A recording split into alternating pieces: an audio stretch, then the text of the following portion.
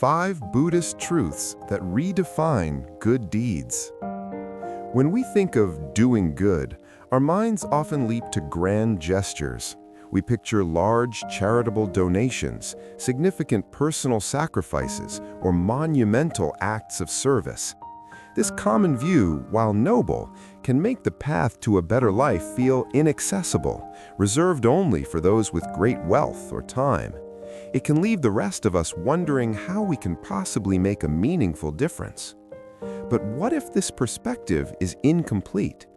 Ancient wisdom, as shared in a recent Buddhist sermon, offers a revolutionary alternative. It suggests that profound power and spiritual merit are not found in the size of the act, but in the quality of our intention. This wisdom uncovers a path to a more meaningful life hidden in plain sight, in our smallest, most overlooked daily actions and internal shifts of perspective. This post explores 5 surprising and practical takeaways from that teaching. These are not abstract philosophical concepts, but actionable principles you can apply immediately to find more peace, purpose, and clarity in your everyday existence. 1. The power of your leftovers. The practice of giving, known as dana, is a cornerstone of many spiritual traditions. Yet we often believe that to practice it, we need to have something substantial to give. The sermon reveals a counterintuitive truth. The size of the gift is irrelevant compared to the intention behind it. The most potent example given is the simple act of dealing with our daily scraps. According to the teaching, mindfully setting aside your leftover rice, food scraps, and even the water from rinsing your dishes for animals is a powerful, meritorious deed. The key is to do it not as a mindless act of disposal, but with a conscious, compassionate thought like, "May these beings eat well." This simple, intentional act transforms what we consider waste into a gift and an act of dana that generates positive results. The sermon even states that a mindful offering to an animal can yield a reward 100 times over. A translated quote from the sermon captures this beautifully.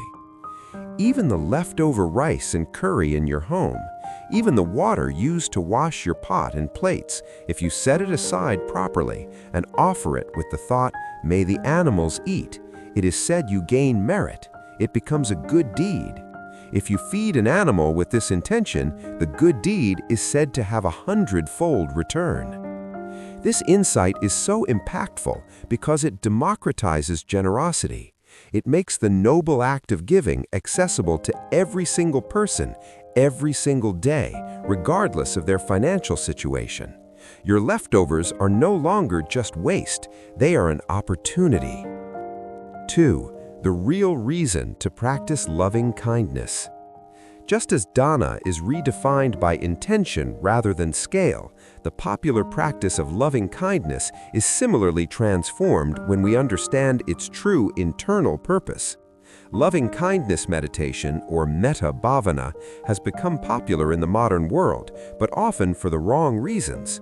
Many approach it with a transactional mindset, hoping to use it as a tool to attract wealth, ensure their own safety, or make other people like them. The sermon directly corrects this fundamental misconception. The true and primary purpose of practicing loving kindness is not to manipulate the external world, but to purify the internal one.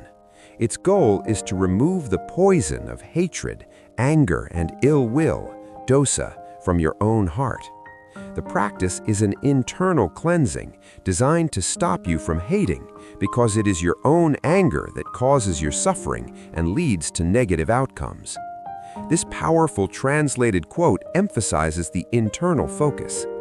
The true purpose of cultivating loving kindness is to eradicate the hatred within your own heart. You are not cultivating it to remove the anger in others, but to ensure that hatred does not arise within you. This is a profound shift in perspective. It moves the practitioner's goal away from seeking control over other people and external circumstances and towards the far more valuable and attainable goal of achieving mastery over their own mind. 3. The janitor's path to heaven. When that inner world is purified, it naturally expresses itself through outer action. The story of a man named Magha shows that the path to a heavenly rebirth may not be what you expect. His journey to becoming Saka, ruler of the Tawatimsa heaven, didn't begin with building temples or making massive donations. It began with the humble, selfless act of cleaning public roads. Magha dedicated his free time to improving his community's pathways. He cleared away thorns, removed trash, and filled in potholes so that others could travel safely and with ease. He sought no reward. His action was simply an expression of loving kindness in physical form, metta kaya kama. His quiet, solitary effort soon inspired others, growing into a group of 33 people dedicated to serving their community. Their good work was so consistent that when they were later falsely accused of sedition by a jealous village headman and arrested, the king investigated, discovered their virtue, and rewarded them for their service. This story illustrates the immense power of non-monetary acts of merit, as highlighted in this quote. People think you only get merit if you spend money, but there is so much merit that costs nothing. Making the path safe for all travelers is called an act of loving kindness. Magha's story redefines what it means to perform a good deed. It elevates civic responsibility and humble community service to a supreme spiritual practice, showing that the most profound merit can be found in simply making the world a better, safer place for everyone. 4. Unmasking the true source of your sorrow. While these external actions create merit, Buddhist psychology teaches that our internal peace depends on understanding the true source of our pain. We spend much of our lives trying to control external events, believing that if we can just get the right job, partner, or possessions, we will be happy. The sermon offers a different diagnosis. Sorrow does not arise from events themselves, but from our attachment, tanha, to things, people, and outcomes. The sermon provides a crystal-clear modern analogy, the anxiety of owning a car. You feel a pang of sorrow and worry if your new car gets a scratch. However, if you hear that the same thing happened to a car you sold a year ago, you feel nothing. The car is the same, the event is the same.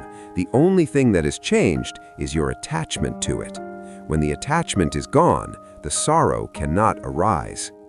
The antidote to this self-inflicted suffering is vipassana, or insight meditation.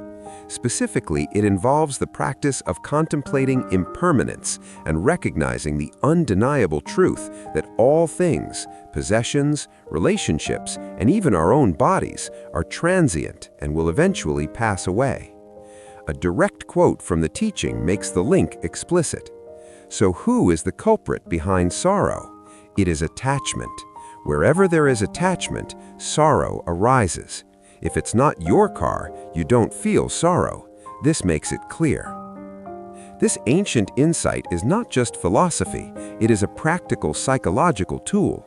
By understanding that our suffering is generated internally by our attachments, we gain the power to cultivate peace and resilience in our modern material-focused world. 5. You don't need a perfect score, just one perfect virtue. Understanding the root of suffering is one thing, but walking the path to end it can feel overwhelming. The list of virtues to cultivate seems endless, and the idea of perfecting them all feels impossible. A story from the sermon offers a more accessible and encouraging approach, showing that mastering even a single positive quality can have an astonishing impact. The story recounts a time that Shin Moggallana, one of the Buddha's chief disciples, visited a heavenly realm. There, he interviewed several deities, devis, to ask what specific good deeds had led to their blissful rebirth. Their answers were surprisingly simple. One deity explained that she hadn't performed any other major good deeds. She was reborn in heaven for one reason alone. In her previous life, she was absolutely committed to never telling a lie. Another deity revealed her secret. Despite having a cruel and abusive husband who berated and beat her, she attained her divine reward because she made a firm resolution to never allow a single thought of anger or hatred toward him to arise in her heart. A third deity said she had very little to give in her human life. However, she achieved her heavenly state because she practiced a simple rule. She would always share what she had with anyone who asked. If she had a piece of fruit, she would give a slice. If she had a small cake, she would break off a piece. A quote from the first deity's story highlights the stunning power of this focused approach. "I never told a lie. I only ever spoke the truth. For that single act of speaking truthfully, I received this heavenly mansion." The lesson is clear. Spiritual progress